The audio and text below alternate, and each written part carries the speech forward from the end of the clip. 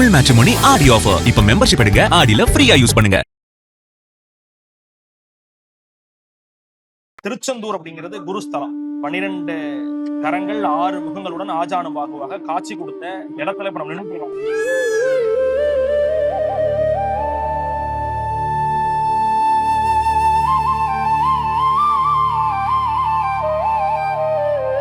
நம்ம பாதத்துக்கீழ முருகர் நடந்த பாதைகள் இருக்கலாம். தேவர்கள் போரிட்ட மண், முருகப்பெருமான் போரிட்டு வெற்றி பெற்ற மண். சூரனுக்கும் முருகனுக்கும் போர் நடந்த இடத்துல நம்ம நின்று பேசிட்டு இருக்கோம். இந்த பிறப்புல அவரை பத்தி பேசிட்டு இருக்கோம்.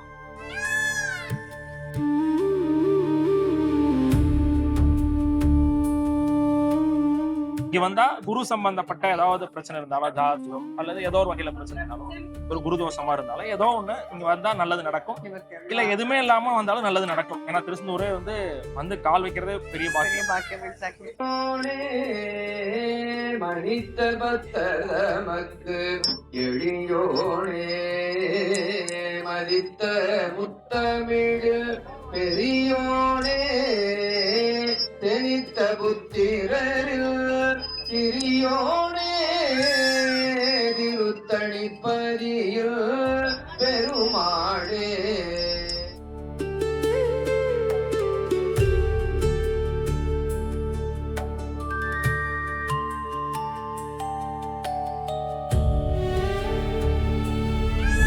வணக்கங்கய்யா. வணக்கம். ஆக்சுவலி முதல்ல குரு பூர்ணிமானா என்னன்னு தெரிஞ்சுக்கணுங்கய்யா, அதான் கேட்கணும்னு நினைச்சிருக்கேன். குரு பூர்ணிமா அப்படிங்கறத நம்ம கொண்டாடுறோம். எதுக்கு கொண்டாடுறோம் அப்படின்னா, பொதுவாவே குரு அப்படின்னா நமக்கு நல்லதை சொல்லி தரவரு, நமக்கு நல்லதை தரவரு, இல்ல நமக்கு எது நியாயம், எது தர்மம், எதை செய்யலாம், எது செய்யக்கூடாது அப்படிலாம் சொல்லக்கூடியவர். வீட்டுல அம்மா அப்பாவும் குரு தான். ஆமா. அதுக்கு மேல வாத்தியார், யாரெல்லாம் வாத்தியார் குரு தான். இப்ப அதெல்லாம் தாண்டி வந்துட்டோம். நம்ம ஒரு ஸ்கூல் டேஸ், காலேஜ் டேஸ் தாண்டி வந்துட்டோம். அம்மா அப்பா சொல்லலாம் கேட்கறதெல்லாம் தாண்டி வந்துட்டு இப்ப அம்மா அப்பா மிரட்டுற ஸ்டேஜ் ஆயிடுது இல்லையா? அப்போ ஒரு வயசுக்கு மேல வரும் பொழுது நமக்கு குருவாக நமக்கு ஒரு நிதானம் தெரிஞ்சோடனே ஆட்டோமேட்டிக்கா ஒரு இறை வழிபாட பண்ணுவோம். தாயாட்ட சொல்ல முடியாது, நண்பர்கிட்ட சொல்ல முடியாதுன்னா இறைவன்கிட்ட சொல்லுவோம். அவர்கிட்ட ஒரு ஆறுதலை தேடுவோம். அவர் நமக்கு சில சமிக்கைகள் மூலமாகவோ இல்ல வேறொரு நபர்கள் மூலமாகவோ நல்லதுகளை சொல்லுவார். இப்போ அவர் இறைவன் குரு. அதுல குறிப்பா திருச்செந்தூர் அப்படிங்கிறது குருஸ்தலம். ஏன்னா இங்க குருஸ்தலம். ஏன்னா ஏன் குருஸ்தலம் அப்படின்னு திருச்செந்தூர் சொல்றாங்க அப்படின்னா, ஒரு தேவர்கள், அதாவது அசுரன் என்ன பண்றான், தேவர்கள்லாம் சிறை பிடிச்சு வச்சிடறான். இது வரலாற்றுல நம்ம கதையா இருக்கிறது. அப்ப அவங்க எல்லாம் தவம் இருக்கிறாங்க. எதுக்குன்னா, அந்த நம்மளை காப்பாத்துறதுக்கு ஒரு அவதாரம் எடுத்துட்டாரு கார்த்திகேயன். அப்படி கார்த்திகை பெருமாள் வளர்க்கப்பட்டு இருக்காரு, நம்மளை காக்கறதுக்கு வரப்போறாரு அப்படின்னு அவங்களுக்கு தெரிஞ்சிருச்சு. அப்போ அவர்கள் முருகப்பெருமானுக்காக தவம் இருக்காங்க. அதுல முக்கியமா இருக்கிறது குரு பகவான், பிரகஸ்பதினு சொல்லக்கூடிய குரு பகவான் தெற்கு முகம் நோக்கி இங்க அமர்ந்து நம்மளை காப்பாத்துறதுக்கு முருகர் இங்க அவதரிச்சு நம்மளை எல்லாம் விடுவிக்கணும் அப்படின்னு சொல்லி தவம் இருக்காரு. அப்படி தவம் இருந்த காரணத்தினாலோ அல்லது அதனுடைய முருகப்பெருமான் அவதரித்த நோக்கத்தினாலோ ஏதோ ஒரு வகையில முருகப்பெருமான் இங்க திருச்செந்தூர்ல 12 கரங்கள் 6 முகங்களுடன் ஆஜானுபாகுவாக காட்சி கொடுத்த இடத்துல இப்ப நம்ம நின்று இருக்கோம். நம்ம நின்று ஆமா, நம்ம பாதத்துக்கீழ முருகர் நடந்த பாதைகள் இருக்கலாம். தேவர்கள் போரிட்ட மண், முருகப்பெருமான் போரிட்டு வெற்றி பெற்ற மண். சூரனுக்கும் முருகனுக்கும் போர் நடந்த இடத்துல நம்ம நின்று பேசிட்டு இருக்கோம். இந்த பிறப்புல அவரை பத்தி பேசிட்டு இருக்கோம். அது ஒரு பாக்கியம். அப்படிப்பட்ட முருகர் இங்க அவர் அவதரிச்சு அந்த மிகப்பெரிய ஒரு ஆஜானுபாகுவான அந்த 12 கரங்கள் 6 முகங்களுடைய அந்த திருக்கோலத்தை பார்க்கணும் தான் தேவர்கள் எல்லாம் வெயிட் பண்றாங்க. அதனாலதான் இங்க பெருமாள் சன்னதியுமே இருக்கு. திருச்செந்தூர்ல பெருமாள் சன்னதி நீங்க வளம் பெருமாள் சன்னதி, பெருமாளும் அதுதான் இங்க வெயிட் பண்றாரு. தேவர்கள், ரிஷிகள், முனிவர்கள் எல்லாருமே எம்பெருமானுடைய இந்த அவதார காட்சியை பாக்குறதுக்காக வெயிட் பண்றாங்க. அப்படி நிகழ்ந்த இடம் தான் இந்த திருச்செந்தூர். அப்போ இது குருஸ்தலமா இருக்கு. ஏன்னா கஷ்டத்துல இருக்கவங்கள காக்குறாரு. குரு பகவானே தவம் பண்ணி முருகப்பெருமான பாக்குறாரு. இப்போ குருஸ்தலம். குரு இங்க வந்தா குரு சம்பந்தப்பட்ட ஏதாவது பிரச்சனை இருந்தாலும், ஜாதகம் அல்லது ஏதோ ஒரு வகையில பிரச்சனை இருந்தாலும், ஒரு குருதோஷமா இருந்தாலும் ஏதோ ஒண்ணு இங்க வந்தா நல்லது நடக்கும். இல்ல எதுவுமே இல்லாம வந்தாலும் நல்லது நடக்கும். ஏன்னா திருச்செந்தூரே வந்து கால் வைக்கிறதே பெரிய பாக்கியம். எங்களோட கிளம்பி நாங்க வழக்கமா பிளான் பண்ணும்போது எங்களோட பாத்தீங்கன்னா ஒரு 10 கார் வரும். முன்னாடி 4-5 கார், பின்னாடி 4-5 கார், எல்லாமே மக்கள் வருவாங்க. அதுல பாத்தீங்கன்னா ஒவ்வொரு வருஷமும் ஒரு பர்டிகுலர் பீப்புள் கண்டிப்பா வந்துட்டே இருப்பாங்க. அது அவங்களுக்கு ஒரு புண்ணியம். ஒரு சில காலகட்டங்கள்ல ஒருத்தர் முயற்சி பண்ணுவாங்க, ஒருத்தர் வர முடியும், ஒருத்தர் வர முடியாது. அது அந்த காலகட்டங்கள் இருக்கக்கூடியவங்க. இப்ப அவர் நினைக்கணும் யாரு வரணும், யாரு தொடர்ந்து 9 வருஷம் நாங்களே பண்றோம்னா அவர் நினைக்கிறாரு 10 வருஷம் நினைக்கணும். அதுதான் நாங்க பிரார்த்தனை பண்றோம்ப்பா. இந்த ஒரு புண்ணியம் இந்த ஒரு காரியத்தை ஆயுள் முழுக்க பண்றக்கூடிய ஒரு கொடுப்பனை கொடுத்தாவே போதுமானது. நமக்கு ஒரு ஆயுள் ஆரோக்கியம் இருக்கணும், நமக்கு உடல் சுகம் இருக்கணும். இதெல்லாம் வந்து பண்றது ஒரு 3 நாள் வேலை, போய் அன்னதானம் போடுவதற்கான ஒரு 2 மாசம் சிரத்த பணி. அப்போ அதுக்கு வந்து நமக்கு நம்ம லைவா இருந்தாவே போதுமானது, அதுவும் நல்லபடியா இருந்தாவே போதுமானது. அப்ப அதெல்லாம் இறைவன்கிட்ட கேட்கிறோம். இது மாதிரி எல்லாமே தரக்கூடிய ஒரு குருமா. அது வந்து இங்க வந்து சாட்சாத் உண்மையாக குருவா இருக்கக்கூடிய இடம் திருச்செந்தூர். இங்க வந்தா வாழ்த்து செய்வார் நம்மள. ஏன்னா கோவில இறங்கி போவீங்க, திருப்பி ஏறி வருவீங்க. கண்டிப்பா நீங்க போகும்போது லைஃப்ல ஒரு சின்ன ஒரு இம்ப்ரூவ்மெண்ட் ஆச்சும் முருகர் கொடுப்பார். அப்படிப்பட்ட குருவாக இருக்கக்கூடியவர், கருணையே குருவா இருக்கக்கூடியவர். அப்படிப்பட்ட குரு சன்னதியில ஒரு குரு பூர்ணிமா கொண்டாடணும் அப்படின்னு 2015 வாக்குல நமக்கு தோணுது. ஏன் தோணுதுன்னா, நாங்க வந்து அப்ப வந்து இங்க திருச்செந்தூர்ல வந்து இந்த காலேஜ் எல்லாம் முடிச்சுட்டு பிசினஸ் நான் வேலையில இருந்தேன். பிசினஸ் ஆரம்பிக்கலாம் சொல்லி ஏற்பாடு பண்ணப்போ வீட்டுல எல்லாம் வேணாம் சொன்னாங்க. நான் வேலையை விட்டதே வீட்டுக்கு தெரியாது. விட்டுட்டு வந்து அப்புறம் கடன்லாம் கொஞ்சம் வெளியெல்லாம் சோர்ஸ் பண்ணி வாங்கி ஒரு பிசினஸ் ரன் பண்றேன். நல்லா போயிட்டு இருக்கு. ஒரு வருஷம் 1 வருஷம் நல்லா தான் போகுது. அப்புறம் பயங்கரமா டல்லு. இப்போ அது வரைக்கும் அம்மாலாம் ஜாதகம் பார்த்துட்டு எனக்கு கூப்பிடுவாங்க. காலேஜ்ல இருக்கும் போதெல்லாம், தம்பி இப்படி ஜாதகம் மாத்தண்டா, வெளியெல்லாம் போகாத, ஃப்ரெண்ட்ஸோட இது பண்ணாத அதுன்னு சொன்னாங்க. அம்மா கம்முன்னு போன வைமா சொல்லி 10th நல்ல மார்க். நான் 459 மார்க். அப்போ 12th மார்க் எடுத்தேன், நல்ல மார்க் எடுத்தேன். காலேஜ்ல நல்ல ஓஜிபியில தான் வெளியே வந்தேன். நல்ல ஒரு பர்சன்டேஜ் தான் வெளியே வந்தேன். படிப்புல ஒன்றும் பிரச்சனை கிடையாது. நான் என்னோட கான்செப்ட் என்ன, படிச்சா மார்க் வருது, உழைச்சா பொருள் வருது, வேலை பார்த்தா பணம் வரும், சுவாமி கும்பிட்டு வீட்டுல போட்டு இருந்தா நல்லா இருப்போமா, பணம் வருமா அப்படிங்கிற ஒரு தாட்ஸ். அதனால பெருசா இறை வழிபாடு எல்லாம் உனக்கு பெரிய ரொம்ப டீப்பா கிடையாது. ஆனா ஆரம்பத்துல இருந்தே வந்து காவடி எடுத்துட்டே இருப்பேன். அந்த இளநீ காவடி மட்டும் எங்க ஊர்ல வந்து புகழிமலைன்னு ஒரு கோயில் எடுத்துட்டே இருப்பேன். அது ஒண்ணு மட்டும் நான் அன்னைக்கு தான் சாமி பார்ப்பேன், சாமி கும்பிடுவேன். அது தொடர்ந்து எடுத்துட்டே இருப்பேன். மற்றபடி இறை பணியில ஒன்றும் நாட்டம் கிடையாது. இப்போ பிசினஸ் ஆரம்பிக்கிறோம், பணம் நிறைய இன்வெஸ்ட் பண்ணிட்டோம், புரியாத வயசு, சின்ன வயசு, கடன் அதிகமா இருக்கு. போய் வேலை பார்த்தோம்னா வேலையெல்லாம் வாங்கிட்டு பணம் தர மாட்டேங்கிறாங்க, எல்லாம் ஏமாத்துறாங்க சின்ன பையனால. ரொம்ப ஒரு யார்கிட்ட பேரண்ட்ஸ் சொன்னாலும் அவங்களுக்கு பிசினஸே புரியாது. அவங்க நம்ம தான் எங்க ஃபேமிலில நான் தான் முதல் தலைமுறை பட்டதாரி, அந்த படிச்சிருக்க பையன். அப்போ அவங்களுக்கு எதுவுமே. அப்போ நமக்கு வந்து ஒரு அஸ்ட்ராலஜரை ஒரு ஜாதகம் பார்க்கலாம்னு சொல்லி தொலை வரேன், கூகுள்ல பண்றேன். ஏன்னா நமக்கு வேற சோர்ஸ் தெரிய வாய்ப்பு இல்லையா. அப்போ ஒருத்தர் ஜாதகம் பார்க்க ஒரு நம்பர் கிடைக்குது, அவர்கிட்ட போயிட்டு அப்பாயின்மெண்ட் வாங்கி பாக்குறேன். அவர் என் ஜாதகத்தை பார்த்துட்டு, அவருக்கு ஒரு அப்பயே ஒரு 60 வயசு இருக்கும். நான் பார்த்ததுலயே இதுதான் ஒஸ்ட் ஜாதகம்னு சொன்னார். நான் பார்த்ததுலயே உங்களுக்கு தான் வந்து ஒஸ்ட், அதாவது ரொம்ப மோசமான ஜாதகம் இதுதான் அப்படின்னாரு. உங்களுக்கு வந்து சாப்பாடு கிடைக்கிறதே பெரிய விஷயம் சொன்னார். நீங்க வந்து பெருசா லைஃப்ல எது டெவலப் பண்ணலாம் வாய்ப்பு இல்லை. அப்ப நான் கேட்டேன், எனக்கு மேரேஜ் நடக்குமான்னு கேட்டேன்.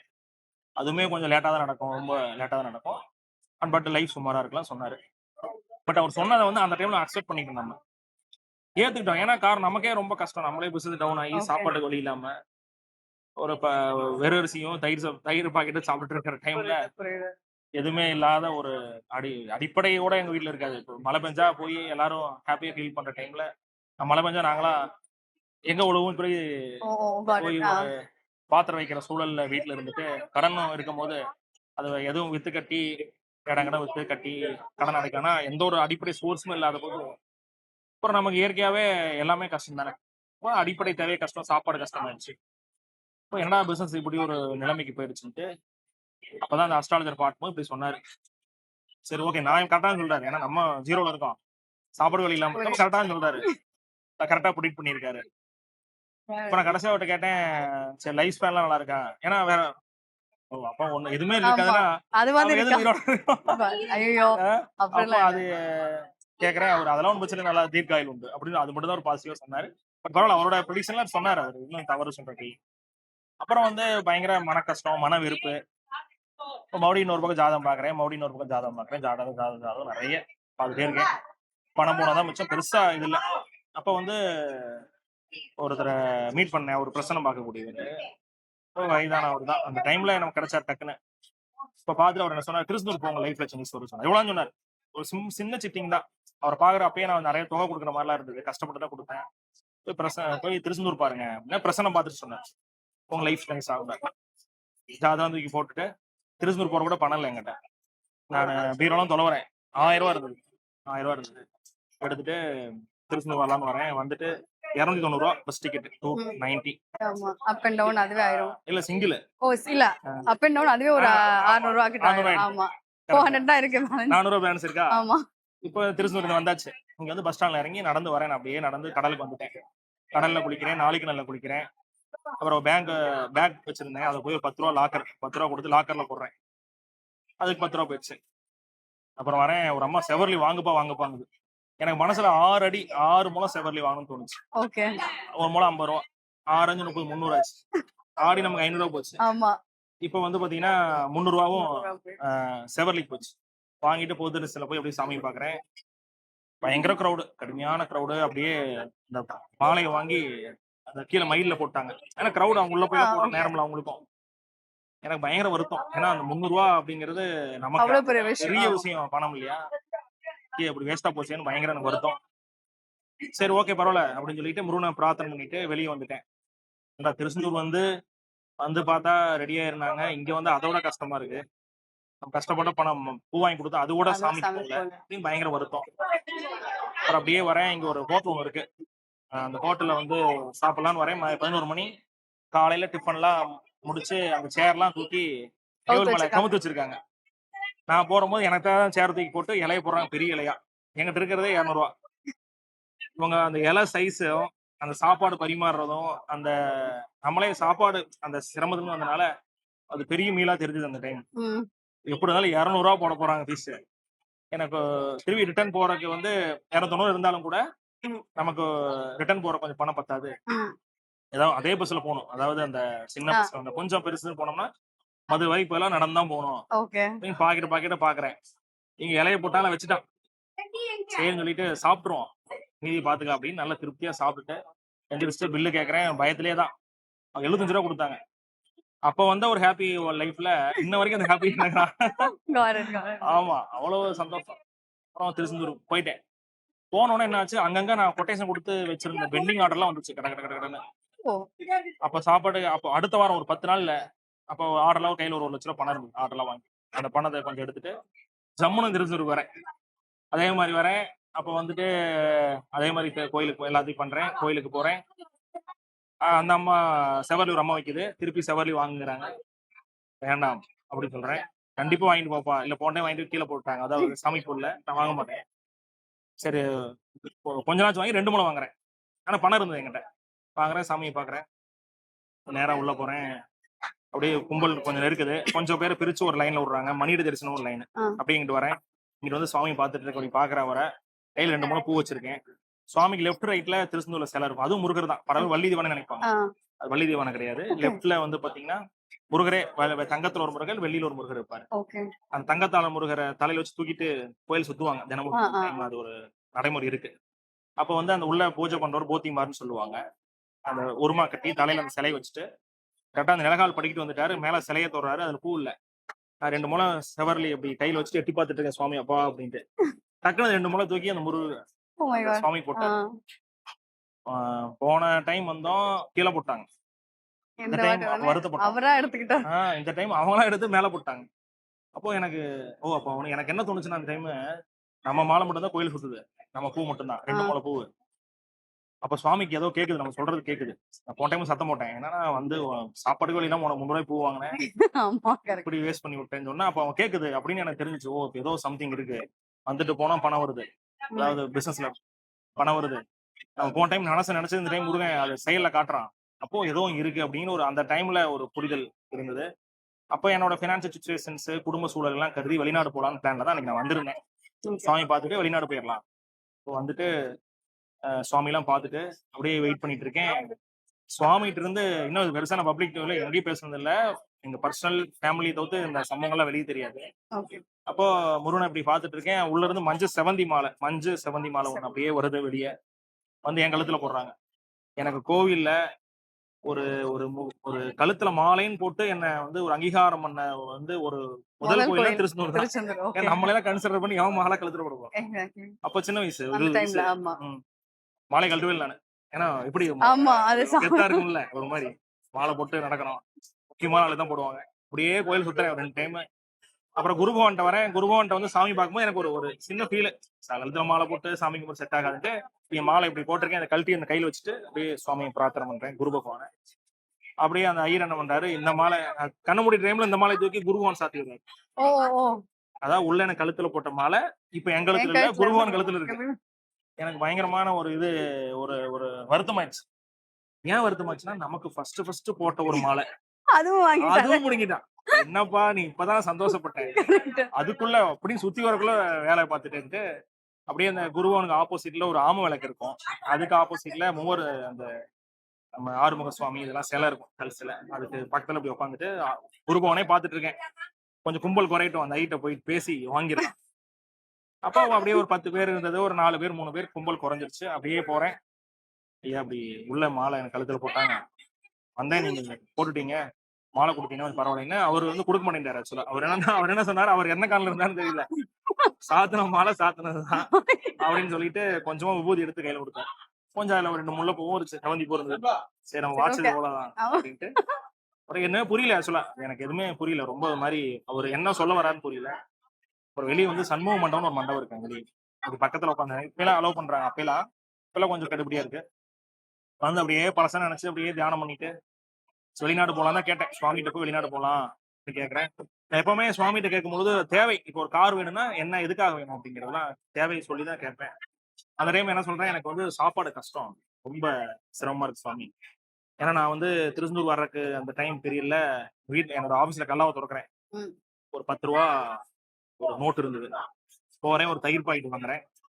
மதியம் பயங்கர பசி, வீட்டுக்கு போறேன், அரிசி எடுக்கிறேன், குக்கர்ல கொஞ்சம் போறேன், ஒரு கிளாஸ் அரிசி லாக் பண்ணி குக்கர், எலக்ட்ரிக் குக்கர் வச்சோம், விசில் வருது.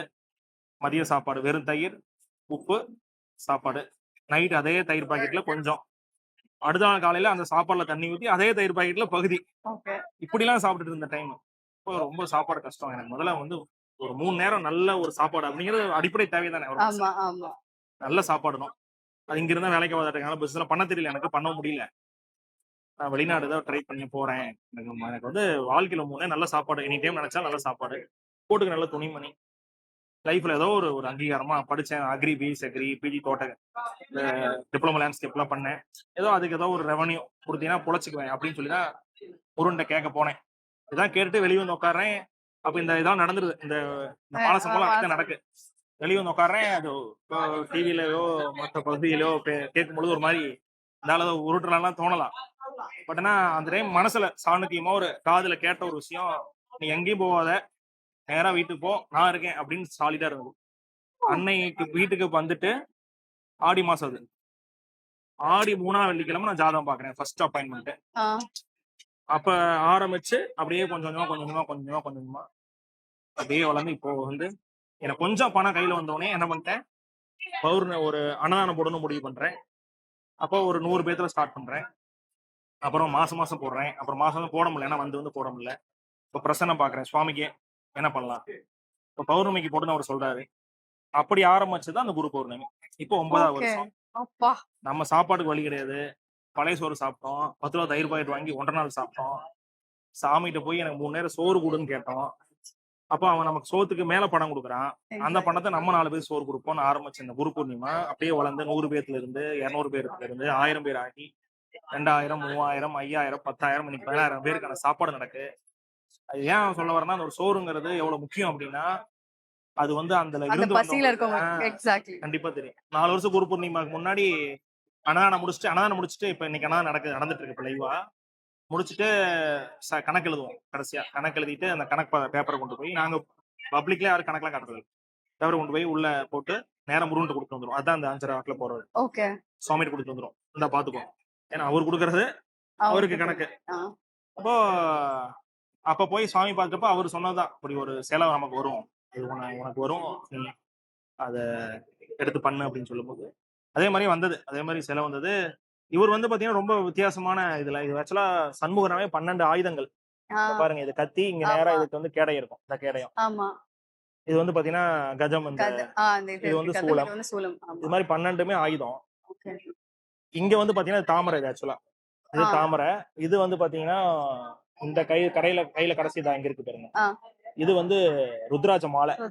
இப்ப திருச்செந்தூர் முருகர் பாத்தீங்கன்னா உங்களுக்கு வந்து இங்க லெஃப்ட் ஹேண்ட்ல மாலை வச்சிருப்பாரு, ரைட்ல வந்து உங்களுக்கு தாமரை வச்சிருப்பாரு. அப்போ சண்முகர் பாத்தீங்கன்னா 12 கையில ஆயுதம் வச்சிருப்பாரு. இப்ப 2 பேத்தையும் மெர்ஜ் பண்ணி இந்த சிலை, இது வந்து நம்ம கனவுல வந்து வந்தனால இப்படி பண்ணோம். என்னன்னா இவரு வந்து நிறைய தத்ரூபமா நான் பாக்குறது, நிறைய மக்கள் அனுபவமே நீங்க நிறைய கேட்டீங்கன்னா சொல்லுவாங்க, கண்டிப்பா நல்லது பண்ணுவார். ரொம்ப நல்லது means உயிரோட்டமா இருக்கு. ஆமா, எனக்கு அது ஒரு ஒரு கல்யாணம், ஒரு குழந்தை, முக்கியமா லைஃப்ல எதுவும் நிச்சயமா நடக்கும். உங்களுக்கு நல்லது நிறைய நடக்கும். நம்ம பயப்பட தேவையில்ல. ஏன்னா இதுலயே நீங்க வந்ததே நினைச்சுக்கலாம் நமக்கு எதுவும் நல்லா நடக்க போகுது. எக்ஸாக்ட்லி. கண்டிப்பா, கண்டிப்பா.